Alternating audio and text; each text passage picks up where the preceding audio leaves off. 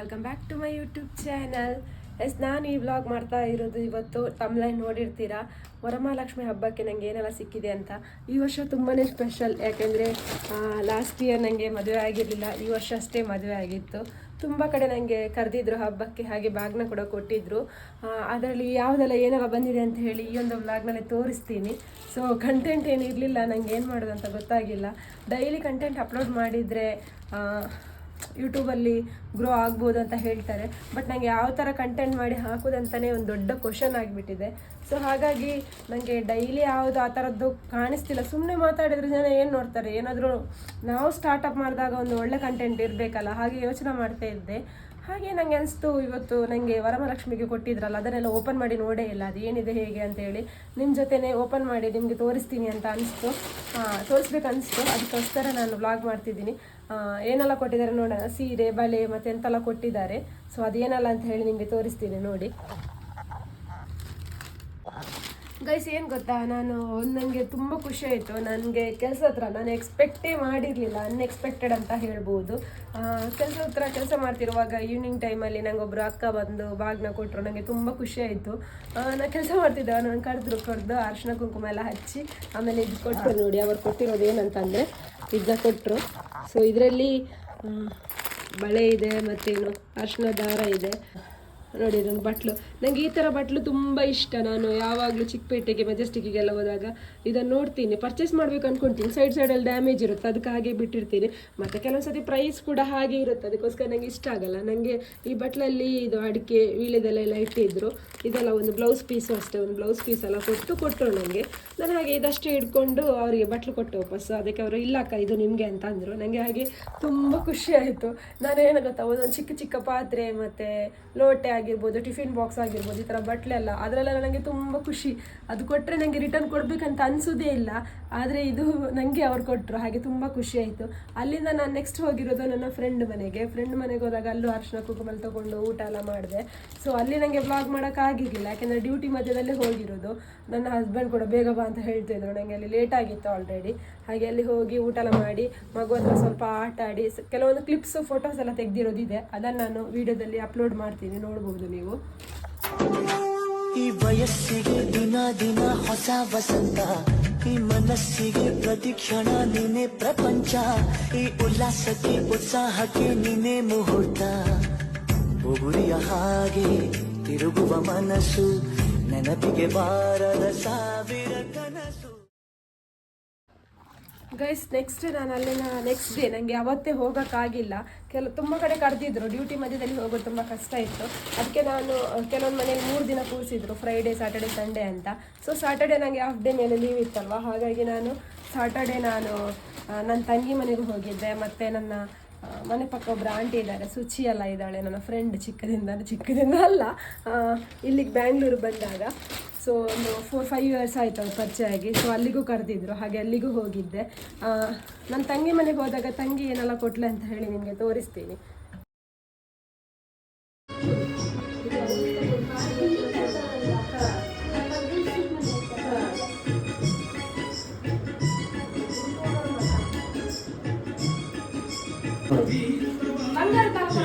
Open ಮಾಡಿ.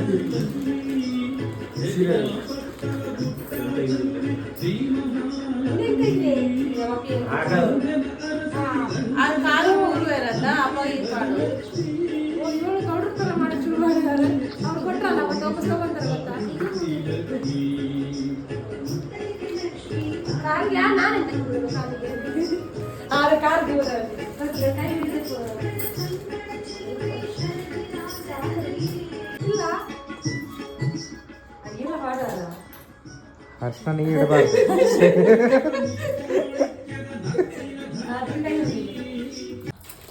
ತಂಗಿ ಮನೆಗೆ ಹೋದಾಗಲೂ ಅಷ್ಟೇ, ನನಗೂ ಗೊತ್ತಿಲ್ಲ, ಅಲ್ಲಿ ಹೋದಾಗ ಫಸ್ಟ್ ಅಲ್ವಾ. ಸೊ ಅಲ್ಲಿ ಅವಳು ಕೂಡ ನನಗೆ ಸೇಮು ವೀಳ್ಯದೆಲೆ ಮತ್ತು ಈ ಥರನೇ ಹೂವು ಇದೆಲ್ಲ ಹಾಕಿ ಕೊಟ್ಟಿದ್ರು. ಅವಳು ನಂಗೆ ಒಂದು ಸಾರಿ ಕೊಟ್ಟಳು ನೋಡಿ, ಈ ಥರನೇ ಫುಲ್ ಸೆಟ್. ಇದು ವೀಳ್ಯದೆಲೆಲ್ಲ ಇವಾಗ ಯಾವ ದಿನ, ಬುಧವಾರನ ಆಯಿತು, 3-4 ಡೇಸ್ ಆಯಿತು. ವೀಳ್ಯದೆಲೆಲ್ಲ ಇದಾಗಿದೆ, ಬಾಳೆಹಣ್ಣು ಹಾಗೆ ಇದೆ, ತಿನ್ನಬೇಕು ಇವತ್ತು. ವೀಳ್ಯದೆಲೆಲ್ಲ ಬಾಡೋಗುತ್ತಲ್ಲ, ಹಾಗೆ ಸಾರಿ ಒಂದು ಕೊಟ್ಟಿದ್ದಾಳೆ. ಸಾರಿಯನ್ನು ಪರ್ಪಲ್ ಕಲರ್, ಚೆನ್ನಾಗಿದೆ ಸಾರಿ ಕೂಡ. ನಾನು ಇನ್ನೂ ಓಪನ್ ಮಾಡಿಲ್ಲ ಯಾವ ಥರ ಅಂತ. ಎಕ್ಸ್ಪೆಕ್ಟೇ ಮಾಡಿರಲಿಲ್ಲ ಸಾರಿ ಎಲ್ಲ ಕೊಡ್ತಾರೆ ಅಂತೇಳಿ, ಬರೀ ಅರಶಿನ ಕುಂಕುಮ ಅಷ್ಟೇ ಅಂತ ಅಂದ್ಕೊಂಡಿದ್ದೆ. ಸಾರಿ ಎಲ್ಲ ಕೊಟ್ಲು, ಖುಷಿ ಆಯಿತು. ನೋಡ್ಬೋದು ಇದುವೇ. ಇನ್ನು ಯಾವಾಗ ಹೊಲಿಸೋದೋ ಗೊತ್ತಿಲ್ಲ, ಮದುವೆಗೆ ಬಂದಿರೋ ಸುಮಾರು ಸಾರಿ ಎಲ್ಲ ಇದೆ ಸುಮಾರು, ಅದನ್ನು ಹೊಲಿಸಿಲ್ಲ.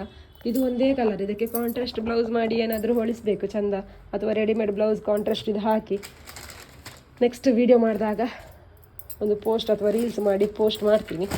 ಸೊ ಅದರ ನೆಕ್ಸ್ಟ್ ಮತ್ತೆ ನಾನು ಹೋಗಿರೋದು ಅದೇ ನಾನು ಹೇಳಿದ್ನಲ್ಲ ನಂದು ಮನೆ ಪಕ್ಕ ಆಂಟಿ ಮನೆ ಅಂತ, ಅಲ್ಲಿಗೆ ಹೋದೆ.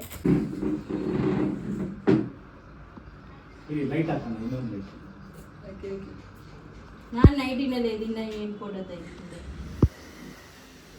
ಸುಪ್ರತ ಇರೋದ ತಲೆ ಮಂಜಲ್ ಕುಂಟು ಕೊಡ್ತೀನಿ ಅವ್ರಿಗೆ ಬಲೆ ಕುಳ್ಳೆ